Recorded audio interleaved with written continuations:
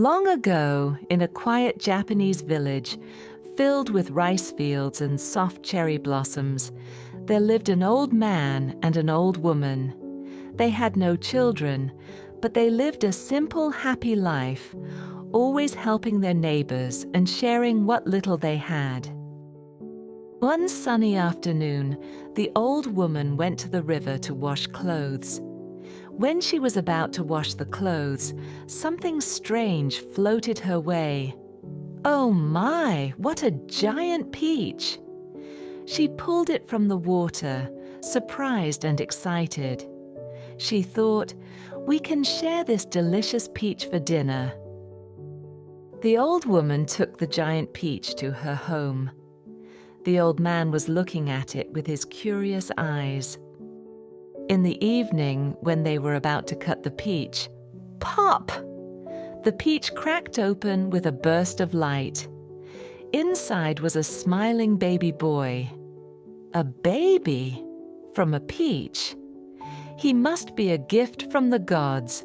They named him Momotaro, which means peach boy. Momotarō grew up strong, kind, and clever.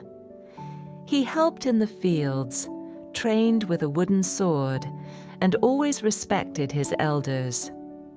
He brought joy and pride to the old couple who raised him with love. One day the village grew restless. People gathered, whispering and pointing toward the mountains. The ogres!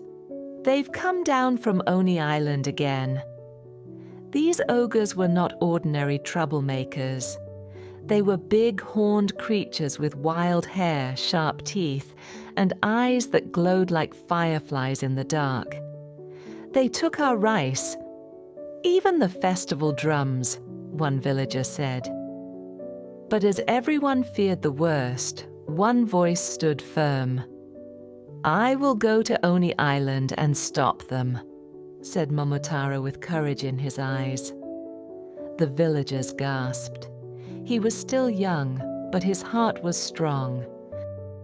The old man gave Momotaro a red kimono robe, and the old woman packed him a pouch of her special Japanese millet dumplings, called kibidango.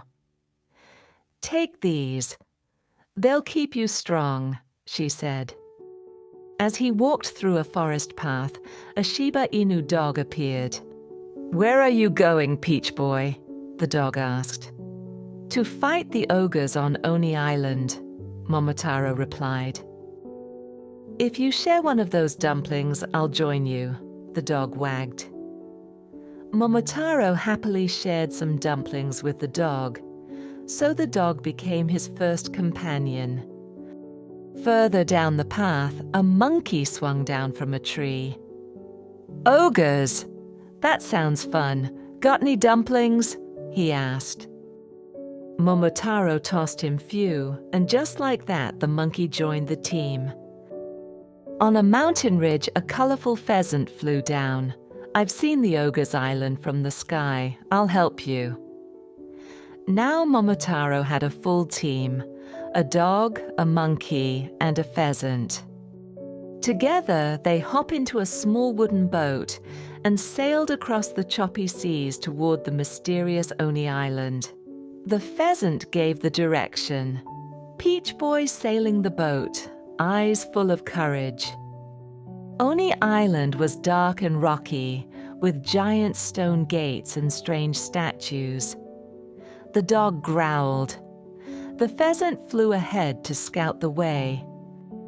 They encountered guards in front of the gate. The monkey climbed the gate and opened it. The ogres came charging with clubs and roars. But Momotaro and his friends were ready. They fought bravely against the ogres, despite of their size. Momotaro stood tall and shouted, "Stop this now! Return what you've taken!"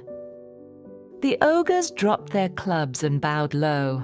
"We're sorry," they cried. "Take back your treasures and your peace." Momotaro nodded. "Promise never to bother anyone again." And they did. When they returned to the village, the people cheered and clapped. Flowers were thrown, drums were played, and the old couple ran to hug their brave boy. "Our Peach Boy is a hero," they said. Even the smallest person can do great things. With courage, kindness, and a few good friends,